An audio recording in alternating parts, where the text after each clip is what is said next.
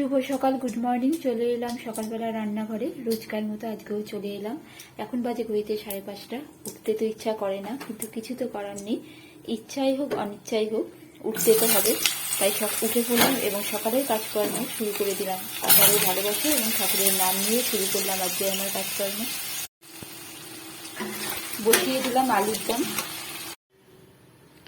আলুর দমটাও হয়ে গেছে, আর আমি কটা লুচি ভেজে নেব। আলুর দমটা দেখুন হয়ে গেছে। আসলে মেয়ে বললো, মা আজকে লুচি তরকারি করে দাও। আজকে ওদের না লাস্ট ওয়ার্কিং ডে, এরপর ওদের এক্সাম শুরু হয়ে যাবে। তাই বললো আজকে একটু বেশি করে লুচি তরকারি করে দাও, বন্ধুরা সবাই মিলে একসাথে খাবো। লুচিগুলো তো হয়েই গেল। এবার মেয়ের টিফিনটা যাই আমি প্যাক করে দিই, নালে আবার দেরি হয়ে যাবে। মঙ্গলবারের পুজো সেরে নিলাম। পুজো করে নিয়ে এখন চলে যাব রান্নাঘরে। রান্নাঘরেও কিছু কাজ আছে, দুপুরে রান্না বান্না আছে। আজকে মঙ্গলবার, আপনাদেরকে বজরংবলীকেও দর্শন করিয়ে দিই। বাবা বজরংবলী সকলের মঙ্গল করুক, সকলের ভালো করুক, সকলে ভালো থাকবেন। আজকে বানাবো কাজু পনির, তাই আমি পনিরগুলোকে কেটে নিয়েছি আর একটা মশলা বানিয়ে নেবো। এখানে আমি নিয়েছি পোস্ত, কাজু আর 3টে কাঁচা লঙ্কা, আর নিয়েছি টমেটো আর 2টো পনিরের টুকরো নিয়েছি। 2টো পনিরের টুকরো দিলাম, এতে পেস্টটা ভালো হবে। কড়াই তেল গরম করতে দিয়ে দিয়েছি। এবার পনিরের টুকরোগুলো আমি দিয়ে দেবো।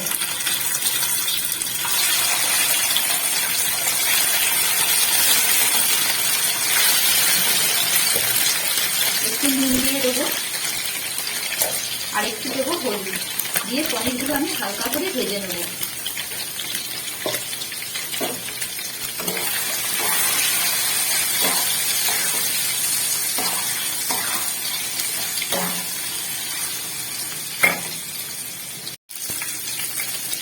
পনিরগুলো ভাজা হয়ে গেছে, আমি পনিরগুলোকে তুলে নেবো।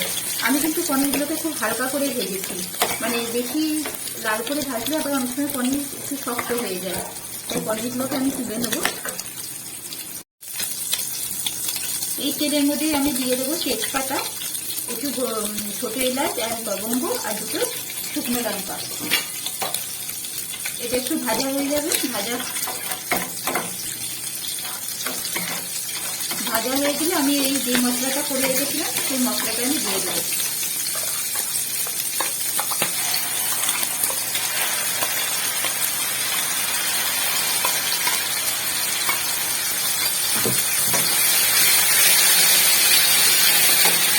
আর দেবো একটু নুন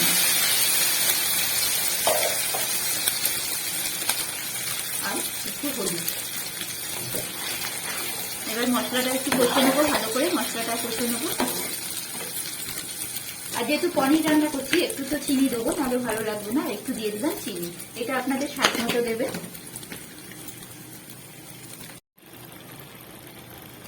এর মধ্যে অ্যাড করে দেবো কিছু ক্যাপসিকাম। এবার এটাকে একটু ভালো করে নেড়ে ছেড়ে মশলাটাকে কষিয়ে নেবো। তেল ছেড়ে যাবে ততক্ষণ কষিয়ে নেবো। মশলাটা কষানো হয়ে গেছে, তেলও ছেড়ে গেছে। এর মধ্যে আমি দিয়ে দেবো অল্প জল। এবার গ্রেভিটা যেমন রাখবেন তেমন জল দেবেন, আমি খুব বেশি জল দিলাম না। এটা আবার একটু ফুটে যাক। ঝোলটা ফুটে গেছে, এবার এর মধ্যে আমি পনিরগুলো দিয়ে দেবো।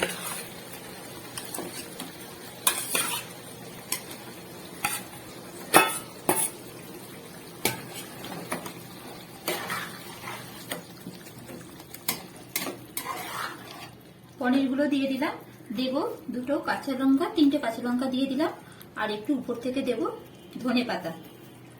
একটু ধনে পাতা দিয়ে দিলাম।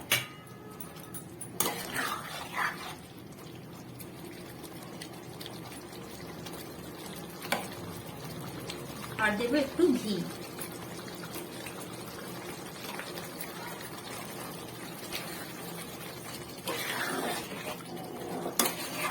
এটা কিন্তু রুটি, পরোটা বা ভাতের সাথেও ভালো লাগে। এটা খেতে কিন্তু দারুণ হয়। আপনারা যদি মনে করেন এর মধ্যে টক দইও দিতে পারেন, আমি আজকে টক দইটা দিলাম না। হয়ে গেল আমার কাজু পনির। পনির রান্না তো হয়ে গেল, এখন আমি করব পাঁপড়ের তরকারি। তার জন্য দেখি কড়াতে তেল গরম করে আমি আলুগুলোকে দিয়ে দিলাম। আলুগুলো আমি ভেজে নেব।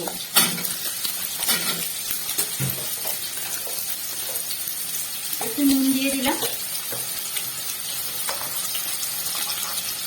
দেব একটু হলুদ। এই পাঁপড়ের তরকারি খেতে না খুব সুন্দর হয়। বিরিয়ানির দিনে পাঁপড়ের তরকারি একবার খেয়ে দেখবেন। আপনারা অনেকেই হয়তো খেয়েছেন, আবার অনেকেই হয়তো খাননি। তো আজকে আমি তাই করছি পাঁপড়ের তরকারি। আর পাঁপড়গুলো তো ভাজতে সবাই জানেন, তাই পাঁপড়গুলো আমি আগেই ভেজে নিয়েছি। এখন আলুগুলোকে ভেজে তুলে নেব। আলুগুলো ভেজে তুলে নিয়েছি। ওই তেলের মধ্যে আমি দিয়ে দেবো শুকনো লঙ্কা, তেজপাতা আর ছোট এলাচ আর একটু লবঙ্গ।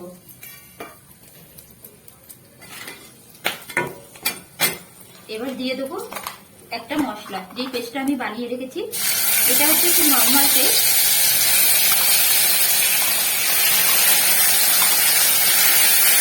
এটা আদা, কাঁচা লঙ্কা আর টমেটো দিয়ে পেস্টটা আমি বানিয়েছি। দিয়ে দেবো একটু হলুদ, একটু নুন,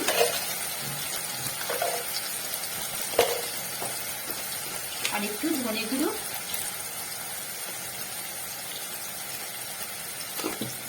আর একটু জিরে গুঁড়ো।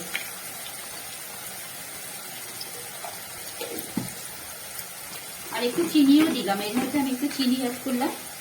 এই রান্নাটা আমার মা করতো, মা খুব সুন্দর করতো। আমি কতটা ভালো করতে পারবো জানি না, তবে আমার মায়ের থেকেই আমার এটা শেখা। এখন মশলাটা কষিয়ে নেব। মশলাটা কষানো হয়ে গেছে, এর মধ্যে আমি এখন আলুগুলো দিয়ে দেবো। ভেজে রাখা আলুগুলো দিয়ে দিলাম। আলু দিয়ে আর কিছুক্ষণ আমি আরেকটু কষিয়ে নেব।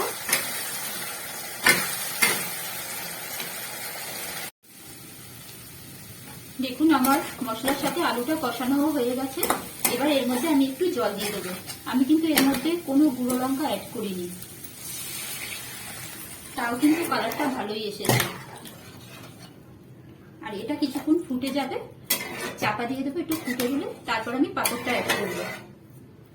এই রান্নাগুলো আমার মায়ের থেকেই শেখা। আমি কিন্তু আসলে কোনো পাকা রাঁধুনি নই। রোজ নিজের সংসারে যেটা করি সেটাই আপনাদের সঙ্গে আমি শেয়ার করার চেষ্টা করি। যদি কোনো ভুল ত্রুটি হয় আপনারা আমাকে ক্ষমা করবেন।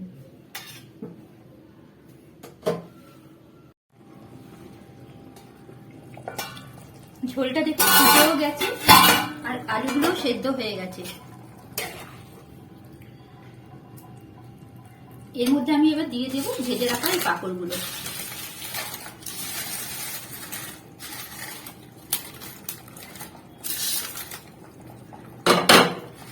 পাঁপড়গুলো দিয়ে কিন্তু আর বেশিক্ষণ ফোটাবো না, কারণ পাঁপড় তো এমনিতেই নরম হয়ে যাবে যেই ঝোলে পড়বে।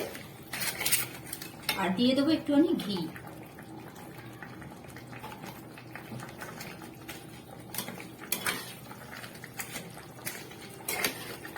পাঁপড়গুলো যখন নরম হয়ে যাবে আর আলুর সাথে দেখবেন মাখা হয়ে যাবে।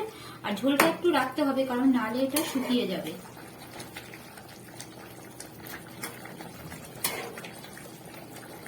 আর এই পাঁপড়ের ফ্লেভারটার জন্যই এই তরকারিটা খেতে ভালো লাগে। এখন আমি এটা চাপা দিয়ে দেবো আর এখন অফ করে দেবো। হয়ে গেল আজকে আমার পাঁপড়ের তরকারি। আজকে মঙ্গলবার, হয়ে গেল আমার আজকের লাঞ্চ পনির আর পাঁপড়ের তরকারি।